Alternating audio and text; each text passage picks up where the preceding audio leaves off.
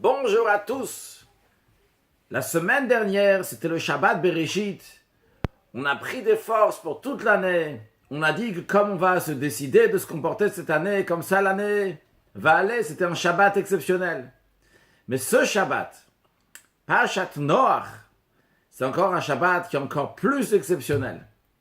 Parce que il vient à la suite de 6 jours de travail.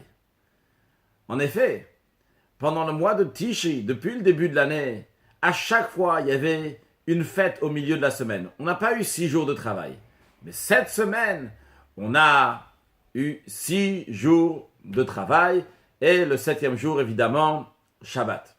Alors aujourd'hui, vendredi 3 Cheshvan 5779, et j'en profite pour souhaiter un grand Mazal Tov à mon frère Eliaou, le chaliard du Rabbi à Marseille, pour qu'il ait une bonne année. Il a 40 ans aujourd'hui, que Dieu lui donne une excellente année, avec une bonne vie, une bonne santé, une bonne parnassa, beaucoup de satisfaction des enfants, et une grande réussite dans sa shlichut, dans la mission du Rabbi, de se préparer à soi-même, préparer sa famille, et toute la ville, les Kabel Pnei Mashiach Tzidkenu, pour recevoir la venue de Mashiach, avec joie, avec bonheur, avec la paix, avec l'union, avec tout ce qu'il faut, largesse, matériellement et spirituellement, et évidemment, c'est souhait aussi pour chacun de vous, chacun de nous. Alors aujourd'hui, nous allons répéter une sikha que le Rabbi a dit en 5752, dans lequel il a parlé quel est le bilan qu'on doit faire. C'est-à-dire, la question qui se pose aujourd'hui, surtout demain, donc une fois qu'on a fini les jours de la semaine, 7 jours de la semaine, c'est voilà, on a passé 6 jours concrets, on a eu à faire dans ce monde-là. Dans ces 6 jours, dans ces 7 jours de la semaine, en vérité, il y a toute l'année qui est là. Eh bien, il faut se remettre en question, revoir comment la semaine s'est passée. Est-ce qu'on a fait notre devoir? Alors aujourd'hui, il faut comprendre 2 choses. Premièrement, quel est notre devoir? Et deuxièmement, réfléchir comment concrétiser ce bilan par rapport à notre devoir. Eh bien, pour voir quel est notre devoir, voyons ce qu'on nous dit à propos de la paracha de Bereshit et ce qu'on dit à propos de Noach, qui est la paracha de la semaine. À propos de la paracha de Bereshit, il est dit Bereshit bara Elohim au commencement. Elohim, Dieu, mais avec le nom de Elohim, créa le monde. Par contre, à propos de Noach, il est dit Venoach matzachen be'eine Havaye, que Noach, il a trouvé grâce aux yeux de Havaye, de Yudke Vavke. C'est un autre nom de Dieu. Quelle est la différence en 2 mots entre le nom de Elohim et le nom de Havaye Yudke Vavke? Le nom de Elohim, qui s'écrit Aleph, Lamed, He, Yud, Mem, c'est la valeur numérique 86, qui est la même valeur numérique que le mot Ha-Teva, He, Tet, Vet, Ain, qui veut dire la nature. Donc le nom de Elohim représente la nature. C'est le monde comme il a été créé naturellement.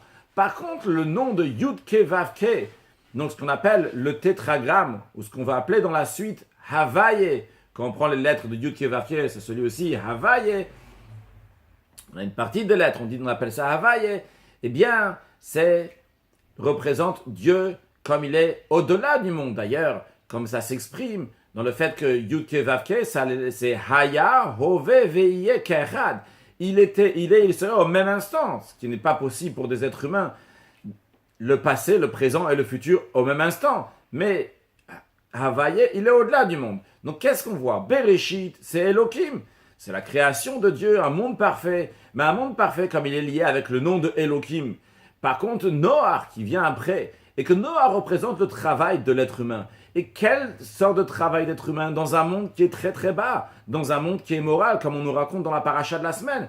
Eh bien, on nous dit, ici, tu as la force, tu as la capacité, dans ce monde matériel, dans un monde qui est très bas, ici, de faire une demeure à Dieu.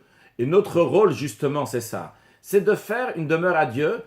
Comment? En amenant le Havaye dans le Elohim. En amenant la divinité qui est au-delà du monde, la ramener dans le monde, dans le matériel. C'est-à-dire que dans notre monde ordinaire, on va amener de l'extraordinaire. Amener un niveau de divinité qui est plus haut. Comment ça? Par nos actions, par notre travail, par ce raffinant. Commençant par travailler sur nous-mêmes. pas être juste une matière première comme Dieu l'a créée, mais être une matière comme Dieu nous a donné la possibilité de la former, de la raffiner, d'être plus gentil envers notre entourage, de sourire à quelqu'un d'autre, de rajouter des actes de bonté et de bienfaisance, d'étudier la Torah, d'étudier la Chassidoute, d'étudier encore et encore et de partager avec des autres aussi, d'accomplir encore plus de commandements de Dieu. Par cela, on se raffine, par cela, on amène le Havaye dans le Elohim. Et ce travail-là ne s'arrête pas juste dans le lieu d'étude et de prière. C'est un travail qui continue et qui se trouve toujours 24 heures sur 24, 7 jours sur 7, partout où on se trouve, que ça soit dans un domaine spirituel, dans un domaine de sainteté ou bien dans un domaine matériel ordinaire. On a ce rôle d'amener l'extraordinaire dans l'ordinaire, le Havaye dans Elohim. Ça, c'est justement le bilan qu'on doit faire à la fin de la paracha, à la fin de la semaine de Noach. On dit, nous, voilà, il y a eu maintenant 6 jours dans lesquels j'ai travaillé. Comment ces 6 jours se sont passés? Est-ce que j'ai amené Havaye dans l'Elohim? Si je l'ai fait et je peux le faire encore mieux, je dois perfectionner. Et s'il faut arranger cela, alors il faut arranger cela. Alors quand on fait un bilan tout d'abord, il faut savoir que ce n'est pas pour les autres le bilan. Vrai, il est écrit que Kol Israël becheskat kashut, qu'on est tous les juifs, ils sont avec la présomption qu'ils sont cachers, qu'ils sont bons, que tout va bien. Mais ça, c'est quand on regarde quelqu'un d'autre. Mais en ce qui nous concerne à nous, chacun de nous, de temps en temps, doit faire un bilan. Ce qu'on appelle en hébreu un cheshbon tzedek, un bilan qui est juste, qui est vrai, qui est exact, pour s'examiner, pour voir comment on se comporte dans la pensée, comment on a la manière de penser, qu'est-ce qu'on pense, la parole, qu'est-ce qu'on parle, qu'est-ce qu'on dit aux autres, l'action, comment on se comporte dans les actions. Il faut réfléchir de temps en temps, comment on se comporte dans la pensée, dans la parole et l'action. Et le fait de réfléchir et de faire ce cheshbon tzedek, c'est pour amener évidemment au concret que lorsqu'on fait un bilan, un cheshbon tzedek, à la suite, on va faire teshuva aussi. Teshuva, c'est aussi, nos sages disent, Shuva Yisrael ad Hashem, le prophète dit, Shuva Yisrael ad Havaye Elokecha, retourne Israël jusqu'à Havaye Elokecha. C'est la même idée qu'on a dit tout à l'heure. Amener le Havaye dans Elohim, amener le surnaturel dans le naturel. Et d'ailleurs, quand on arrive au plus haut niveau de Teshuvah dans l'année, c'est le jour de Kippour, du grand pardon, dans ça même à la 5e prière à la fin, dans laquelle on dit 7 fois Havaye Hua Elohim, que Havaye, donc le Dieu qui est surnaturel, c'est le Elohim. C'est-à-dire que dans le monde qui a été créé par Elohim, eh bien on doit dévoiler le Havaye. On a le travail, le rôle d'amener ce qui est au-delà de nous, donc par la Teshuvah. Et d'ailleurs, la Teshuvah, c'est pas juste théoriquement, je dis, waouh, maintenant je vais me changer. C'est vrai que uniquement là, le fait d'avoir dans l'esprit décidé que maintenant je vais me changer, je veux devenir quelqu'un de bien. J'étais déjà bien sûrement, je vais me rapprocher de Dieu, je vais me rattacher à nouveau à Dieu. Ça même, c'est déjà une Teshuvah, mais le but, c'est que ça va amener à l'action. D'ailleurs, on peut le retrouver encore plus concrètement lorsqu'il s'agit d'une Teshuvah, un retour vers Dieu pour quelque chose qu'on s'est mal comporté envers quelqu'un d'autre. Évidemment, si on a pris quelque chose de quelqu'un d'autre, et je fais teshuva, je retourne vers Dieu, je ne veux pas juste retourner vers Dieu sans rendre la chose à l'autre, parce que dans ces cas-là, c'est-à-dire que la teshuva, elle est restée uniquement dans le plan spirituel, ne s'est pas exprimée concrètement. Je dois lui rendre, et je dois l'apaiser. Et d'ailleurs, quand on parle de voleurs, on ne parle pas juste pour des gros voleurs et des gros brigands, mais comme le Talmud dit, si quelqu'un nous a salué, on ne l'a pas salué de retour, eh bien ça aussi, c'est considéré un vol. Et évidemment, même si on n'a pas fait exprès, on était occupé avec quelque chose de très important, mais vu que l'autre, il a eu de la peine, qu'on ne lui a pas répondu, on ne l'a pas salué, eh bien pour ça aussi, il faut aller lui demander pardon. Donc, on doit faire un bilan. Et le bilan doit amener à l'action. On a donné un exemple. Donc, comment un bilan doit amener à Teshuvah et comment la Teshuvah, même sur des choses qui sont ordinaires et simples. Donc, lorsque ça arrive, ce Shabbat-là, le Shabbat qui est donc à la suite de 6 jours de travail, on doit réfléchir comment on a amené le Havaï dans Elohim, comment on a amené, est-ce qu'on a bien fait notre travail de amener la divinité qui est au-delà du monde dans le monde. Maintenant, il faut savoir un point important. Lorsqu'on fait un bilan, il y a 2 manières comment faire un bilan. Il y a une manière, c'est que on s'arrête sur les petits détails, sur chaque chose, ce qui est tout à fait normal, parce qu'il faut arranger chaque petit détail dans notre vie. Mais il y a une deuxième manière, c'est de s'élever, décoller, d'aller dans un autre monde. de s'imprégner dans un monde de prière, dans un monde de Torah, d'études. Et donc, dans ces cas-là, je suis déjà dans une autre bulle. Au moment où je suis dans une autre bulle, je suis dans un autre monde, eh bien, automatiquement, toutes les choses négatives, toutes les petites choses, toutes les bêtises que j'ai faites, ou toutes les choses que je dois faire, ou les choses que je dois mettre à amener une perfection, toutes ces choses-là, on ne les voit plus maintenant. Il y a de la lumière repousse l'obscurité, il n'y a plus d'obscurité. Mais ce n'est pas la perfection. La perfection, c'est de s'élever, c'est-à-dire de s'inspirer, en effet de se mettre dans la prière, en effet de se mettre dans l'étude de la Torah, mais tout cela le fait rentrer dans tous les détails. C'est-à-dire ne pas laisser les détails de côté et d'aller s'envoler ailleurs. Il faut en effet s'envoler dans le sens de s'inspirer, de rentrer dans l'étude de la Torah, dans la prière, etc. Mais qu'après, amener tout ça, que ça va rentrer dans les détails, que tous les détails vont correspondre à notre spirituel, là où on s'imprègne.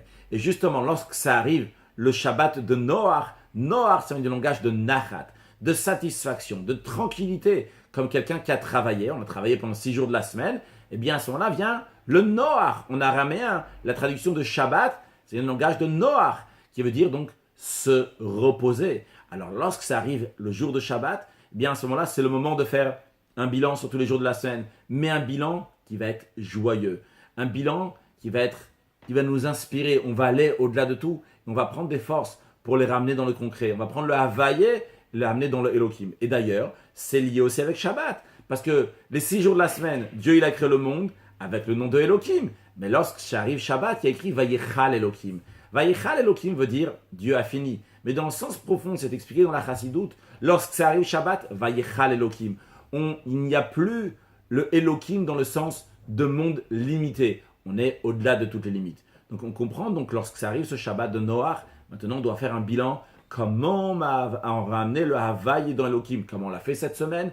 Et comment on va le faire encore mieux pendant toute l'année, d'amener le Havaï, ce niveau-là, donc qui est plus haut de divinité, dans Elohim, dans le monde, ce qui est en effet une préparation aussi au 7e millénaire, c'est le 7e jour de la semaine, mais qui est une préparation pour le 7e millénaire, puisque 6 jours la semaine, ça correspond à 6 millénaires, le 7e jour de la semaine, Shabbat, ça correspond au 7e millénaire. Dans le 7e millénaire, eh bien, le Rambam Maïmonide ramène du prophète que la terre sera remplie de connaissances de Dieu, comme les eaux recouvrent la mer, les eaux qui recouvrent la mer, et c'est la Torah qui va recouvrir le monde entier, c'est-à-dire l'esprit de Dieu, la connaissance de Dieu qui va recouvrir le monde entier. Et donc dans ces cas-là, on est dans un mouvement de joie, un mouvement de bonheur, plein d'énergie. Et quand on est plein d'énergie, bien à ce moment-là, en effet, on va faire teshuva et un bilan pour arranger tout, mais ça va être fait avec une grande joie.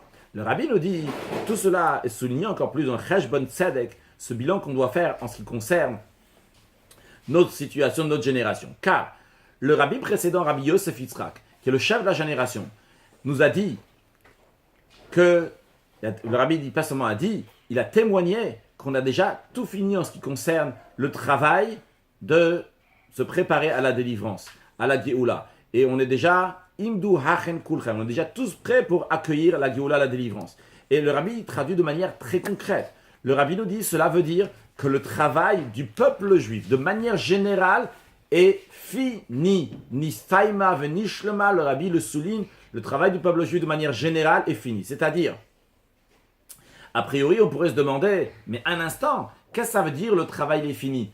Moi, personnellement, je sais très bien que j'ai des choses à arranger dans ma pensée, dans ma parole, dans mes actions. Chacun ici a sa situation, qu'il a de quoi arranger. Comment on peut dire que le travail du peuple juif est fini? C'est bon, Mashiach peut venir. Le Rabbi explique. Imaginons, il y a un corps qui est en bonne santé. Il a 248 membres, 365 nerfs, comme le Talmud nous dit. Il est en bonne santé. Maintenant, il peut y avoir quelqu'un, il a un malaise. Il a quelque chose qu'il doit arranger, qui ne se sent pas bien. Mais le corps, il est en bonne santé. Tout va bien. C'est quelque chose qui va vite s'arranger. Il va chez le docteur, il va vite guérir. Eh bien, le Rabbi nous dit la même chose aussi pour le peuple juif. Il faut voir le peuple juif de manière générale. Le peuple juif a un travail à faire pour amener la délivrance. Le Rabbi nous dit, ce travail à faire pour amener la délivrance a été fait. Vrai, toi, tu as des choses à arranger, bien sûr tu dois les arranger. Mais tout en sachant, te mettant dans la tête que savoir la vérité, que Mashiach maintenant arrive et que le peuple juif est en bonne santé, ça t'aidera. Pourquoi ça t'aidera? Ça va t'aider premièrement à savoir que ta guérison va venir facilement. Parce que quand le corps il est en bonne santé, il y a juste un petit endroit dans le corps à guérir, ça vient facilement. Deuxièmement, ça va t'aider aussi à te guérir spirituellement avec joie. Pourquoi avec joie? Parce que lorsque tu sais que Mashiach il arrive, alors c'est vrai que tu vas faire ce qu'il faut. Mais si tu vas faire ce qu'il faut avec joie, ce qui fait aussi que quand tu vas faire ton Cheshbon Tzedek, le bilan, etc., tu ne vas pas ressentir maintenant une souffrance, tu vas ressentir maintenant une joie que je vais arranger les choses. Et ça va être extraordinaire. Donc, le Rabbi nous dit, la génération est prête pour accueillir Mashiach. Chacun de nous doit encore arranger encore des détails, mais cela ne change pas que la génération, de manière générale, est prête. Donc, le Rabbi nous dit, quel est le bilan concret qu'il y a en tiré de tout ça, le bilan qu'on fait ce Shabbat Parashat Noach, c'est que nous sommes prêts, tout est prêt, et ça dépend uniquement de la venue de Mashiach. Maintenant, pour concrétiser cela, eh bien, on doit renforcer quelque chose qui est lié avec la venue de Mashiach. Quelle est la chose qu'il faut concrétiser et renforcer? Le Rabbi nous dit, c'est Kiddush Levana. De quoi s'agit-il? Une fois par mois, lorsqu'il y a le renouvellement de la lune, on fait une bénédiction qui s'appelle Birkat Levana, Kiddush Levana. Ça veut dire le renouvellement de la lune? Pour ceux qui ne savent pas, la lune a un cycle lunaire de 29 jours et demi environ. Donc, à la fin de son cycle, la lune se cache, c'est-à-dire qu'on ne voit plus du tout la lune. La raison pourquoi on ne voit pas du tout la lune, parce que la lune est face au soleil. Donc, nous sommes en dessous, et donc la lune est face au soleil. Vu qu'elle est face au soleil, nous qui sommes en dessous, on ne voit rien du tout, on ne voit pas de la lune. Maintenant, cette bénédiction de la lune qui peut avoir une chose qui est banale, en vérité, c'est pas du tout banal. Non seulement que c'est pas banal, mais c'est quelque chose qui est extrêmement, extrêmement important, à tel point que dans le Talmud, il est dit que si le peuple juif avait la seule mitzvah, le seul commandement de recevoir la présence divine en faisant cette bénédiction qui s'appelle Kiddush Levana chaque mois, eh bien, ça aurait été suffisant pour le peuple juif. C'est-à-dire que c'est une bénédiction qui est extraordinaire, une bénédiction qui est exceptionnelle.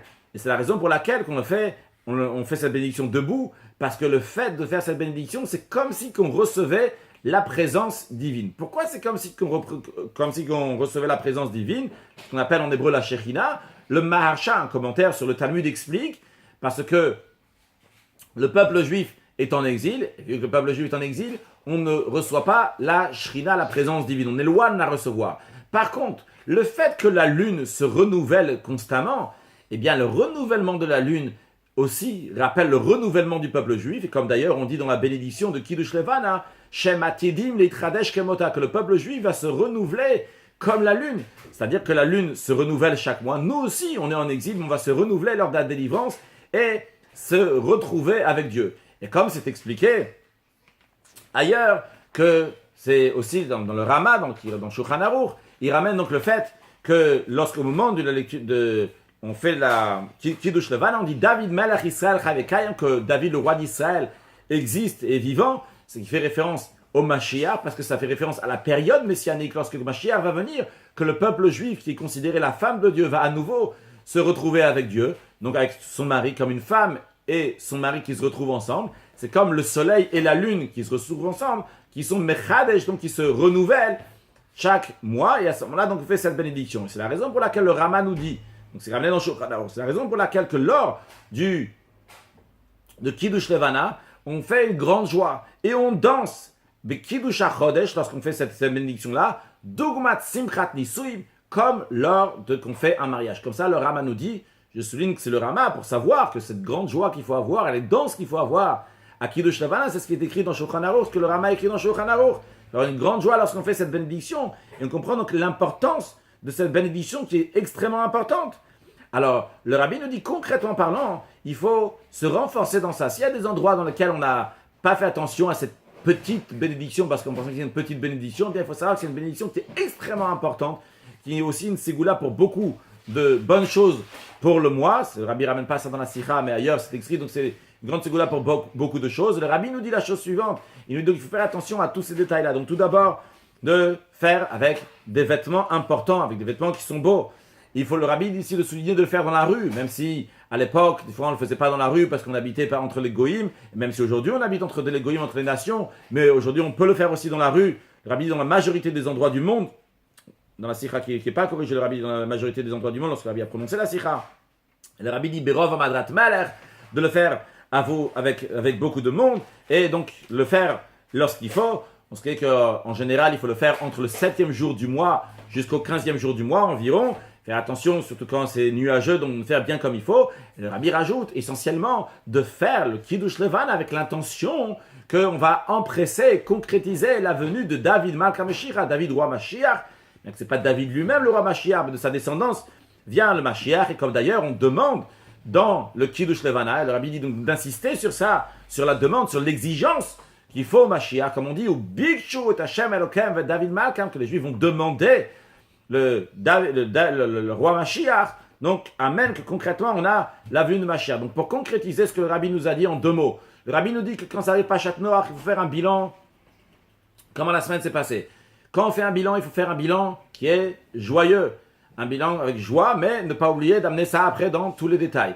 Quel bilan doit être quoi? Comment est-ce qu'on a amené Havaye Elohim? Est-ce qu'on a amené Dieu dans le concret? À savoir que quand on fait un bilan, ça doit amener à la Teshuvah, que la Teshuvah doit être dans quelque chose, doit s'exprimer concrètement, pas juste théoriquement. Le Rabbi nous dit que dans notre génération, on a déjà fait, le travail général a été fait. Chacun doit s'arranger personnellement, mais le travail général de la génération a été fait, donc on est prêt pour recevoir la venue de Mashiach, même si toi, personnellement, tu vois que tu as encore des choses à arranger, mais le peuple juif de manière générale est déjà prêt à recevoir la venue de Mashiach. Et donc, Mashiach doit venir. Il n'y a pas d'explication pourquoi Mashiach n'est pas encore venu. Ce qu'on peut faire, c'est de se renforcer sur le Kiddush Levana, de renforcer, de faire attention, de bien le faire comme il faut. Et à la fin de la Sikha, le Rabbi a dit, comme on dit à la fin de Kippour, Havayehu Elokim, Havayehu Elokim, Havayehu Elokim, Havayehu Elokim, Havayehu Elokim, Havayehu Elokim, Havayehu Elokim. Que Havaye, c'est l'Elohim. Il faut dévoiler dans ce monde-là, dans le monde qui a été créé par Elohim, le Havaye, dans les 7 niveaux, dans tous les niveaux du monde. Et le Rabbi a conclu après ça, les Shana Ba Birushalayim, que l'année prochaine on soit à Yerushalayim, et tous les chassidim qui étaient là-bas ont commencé à chanter la marche de Napoléon. Tai ya la da, ya ya ya ya ya, ya la da. Lévi chante, ya ya ya ya, ya ya ya ya ya ya.